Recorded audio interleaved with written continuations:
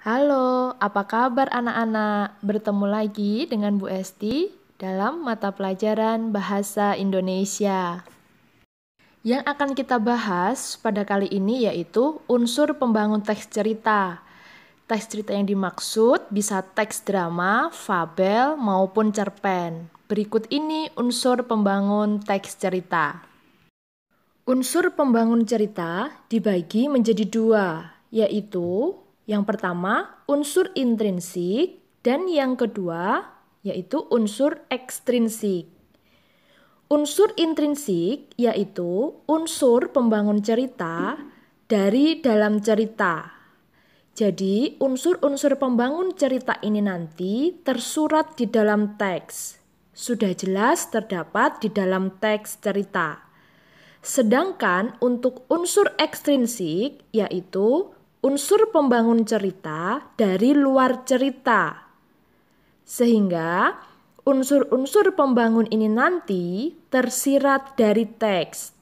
Jadi tidak terdapat di dalam teks cerita. Macam-macam unsur intrinsik yaitu ada telur sekotak mana udangnya. Nah, T itu apa? T itu tema. Lur, alur. C, setting atau latar. Ko, tokoh. Tak, watak.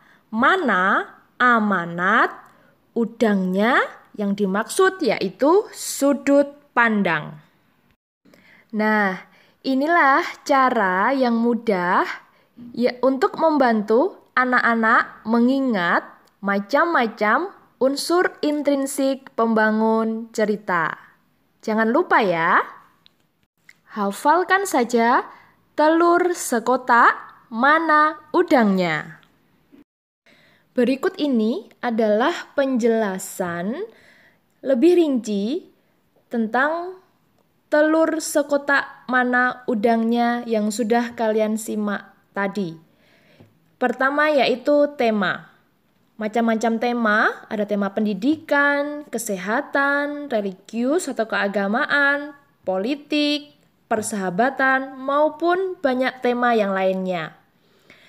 Yang kedua, alur.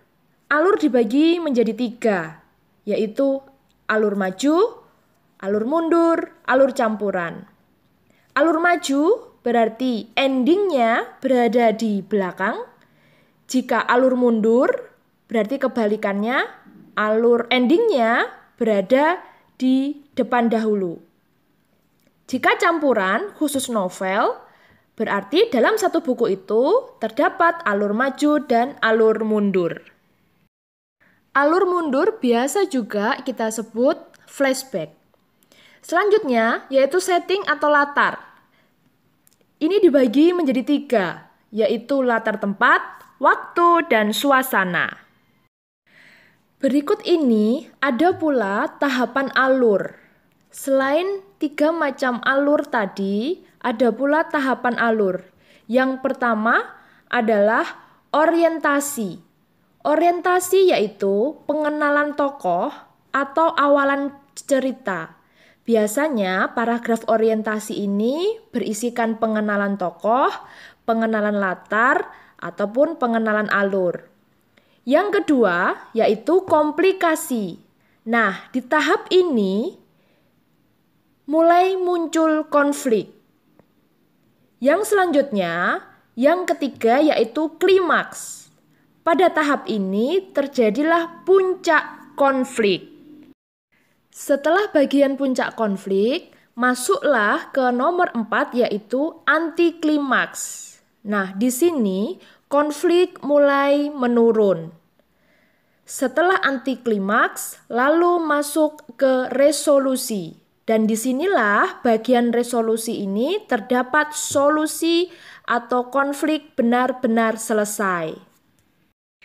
Terdapat juga pada angka 0 yaitu abstrak dan angka 6 yaitu koda. Abstrak itu adalah ringkasan cerita. Dan koda adalah berisi amanat dalam cerita. Kenapa Bu Esti beri tanda merah atau Bu Esti tulis berwarna merah karena abstrak dan koda bersifat mana suka. Boleh ada, boleh tidak. Kadang ada, kadang pun tidak. Jadi tidak wajib ada pada setiap teks cerita. Untuk selanjutnya, kita masuk ke tokoh atau pelaku. Nah, tokoh atau pelaku ini dibagi menjadi dua bagian. Yang pertama, berdasarkan frekuensi kemunculannya atau sering tidaknya tokoh tersebut muncul. Yang kedua, berdasarkan karakteristiknya atau berdasarkan wataknya, karakternya. Nah, untuk berdasarkan frekuensi kemunculan dibagi pula menjadi dua, yaitu tokoh utama dan tokoh pembantu atau tokoh sampingan. Yang dimaksud tokoh utama berarti tokoh itu sering muncul di dalam teks cerita. Sedangkan tokoh pembantu atau tokoh sampingan berarti tokoh tersebut jarang muncul pada cerita. Sedangkan berdasarkan karakteristiknya, tokoh dibagi menjadi tiga. Ada tokoh protagonis, yaitu berwatak baik, tokoh antagonis berwatak jahat, dan tokoh tritagonis, yaitu pembantu protagonis atau pembantu antagonis. Sekarang yang akan kita bahas yaitu watak atau perwatakan atau karakteristik tokoh. Nah, watak ini yaitu cara pengarang menggambarkan watak tokohnya. Cara pengarang menggambarkan watak tokoh itu dibagi menjadi dua cara. Bisa secara analitik dan bisa secara dramatik. Jika secara analitik berarti watak tokoh digambarkan secara langsung oleh pengarang. Jadi, watak tokoh langsung dijelaskan di dalam teks. Misalnya, si Andi adalah anak yang jujur. Dan itu jelas terdapat di dalam teks cerita. Berbeda dengan cara dramatik. Jika dengan cara dramatik, berarti pengarang menggambarkan watak tokoh tidak secara langsung. Nah, pembaca diwajibkan menyimpulkan sendiri untuk mengetahui watak masing-masing tokoh pada teks cerita. Menyimpulkannya bisa dianalisis melalui pertama, dialog antar tokoh dalam teks, lalu bisa juga melalui karakteristik fisik tokoh, yang ketiga bisa melalui tanggapan tokoh lain, maupun berdasarkan tindakan dan perilaku tokoh. Untuk selanjutnya yaitu amanat. Sudah anak-anak ketahui bahwa amanat yaitu pesan moral dari penulis untuk pembaca yang dapat dijadikan teladan. Nah, contohnya cerita Malin Kundang. Nah, amanatnya cerita Malin Kundang adalah kita tidak boleh melupakan jasa-jasa orang tua, apalagi durhaka terhadapnya. Terakhir yang akan kita bahas yaitu sudut pandang. Sebelumnya kita harus memahami dulu pengertian dari sudut pandang. Sudut pandang yaitu posisi pengarang dalam cerita. Posisi pengarang dibagi menjadi tiga. Pengarang selaku orang pertama, pengarang selaku orang kedua, atau pengarang selaku orang ketiga. Jika pengarang selaku orang pertama, biasanya di dalam teks cerita terdapat kata atau pronomina aku atau saya. Dan pengarang sebagai orang pertama dibagi juga menjadi dua, yaitu sebagai pelaku utama, dan yang kedua sebagai pelaku sampingan. Sebagai pelaku utama berarti orang pertama sebagai pencerita. Sedangkan sebagai pelaku sampingan, orang pertama di sini sebagai tokoh sampingan. Sedangkan untuk posisi pengarang sebagai orang kedua, biasanya ini jarang sekali terjadi. Oke, kita bahas untuk selanjutnya. Posisi pengarang sebagai orang ketiga biasanya di teks ditandai kata ganti orang atau pronomina dia, atau pengarang menggunakan nama-nama tokoh. Nah, posisi pengarang sebagai orang ketiga dibagi menjadi dua, serba tahu dan pengamat. Jika serba tahu, tokoh utama maha tahu segala tokoh, sifat tokoh, peristiwa, atau tindakan tokoh. Jika sebagai pengamat, pengarang hanya menceritakan secara terbatas. Seakan-akan pengetahuan pengarang terbatas mengenai sebuah cerita tersebut. Berikut ini Ibu berikan contoh sudut pandang orang ketiga serba tahu. Sudah genap 1 bulan dia menjadi pendatang baru di komplek perumahan ini. Tapi belum 1 kali pun dia terlihat keluar rumah untuk sekedar beramah tamah dengan tetangga yang lain, berbelanja, atau apalah, yang penting dia keluar rumah. Apa mungkin dia terlalu sibuk ya? Celetuk salah seorang tetangganya. Tapi masa bodoh, aku tak rugi karenanya dan dia juga tak akan rugi karenaku. Pernah 1 kali dia kedatangan tamu yang kata tetangga sebelah adalah saudaranya.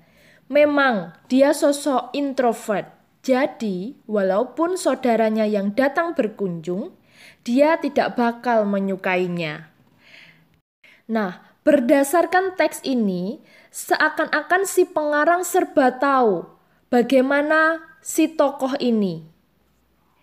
Maka dari itu, teks ini merupakan sudut pandang orang ketiga serba tahu.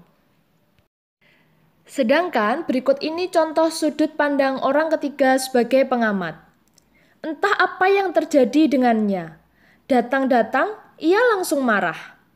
Memang kelihatannya ia punya banyak masalah. Tapi kalau dilihat dari raut mukanya, tak hanya itu yang ia rasakan. Tapi sepertinya ia juga sakit. Bibirnya tampak kering, wajahnya pucat, dan rambutnya kusut berminyak seperti 1 minggu tidak terbasuh air. Tak satu pun dari mereka berani untuk menegurnya, takut menambah amarahnya.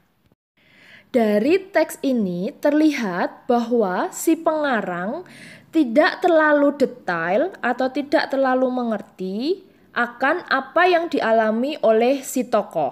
Dengan begitu, teks ini disimpulkan bahwa sudut pandang orang ketiga sebagai pengamat. Berikut ini terdapat latihan soal mengenai sudut pandang. Coba anak-anak kerjakan. Pendeta Ida Pedanda Made Sugriwa mondar-mandir di kamar tamunya dalam remang cahaya terakhir penghujung senja itu. Gigi palsunya menggigit-gigit cangklong yang tidak lagi berasap itu, yang terjulur di bawah kumisnya yang putih bernoda kelabu, lantaran asap tembakau yang mengalir dari kedua kerongkongan hidungnya yang besar seperti cangklong hitamnya itu. Sudut pandang cerita di atas adalah A. Sudut pandang orang pertama. B. Sudut pandang orang kedua. C. Sudut pandang orang ketiga. Atau D. Sudut pandang orang campuran. Nah, jika anak-anak ada yang menjawab C, berarti jawaban kalian benar, yaitu sudut pandang orang ketiga. Mengapa? Karena teks di atas memakai nama tokoh, yaitu Pendeta Ida. Baiklah anak-anak, berikut itu tadi penjelasan Bu Esti tentang unsur-unsur pembangun cerita, lebih tepatnya unsur intrinsik pembangun cerita. Untuk unsur ekstrinsiknya, nantikan video pembahasan Bu Esti selanjutnya ya. Terima kasih, sampai jumpa.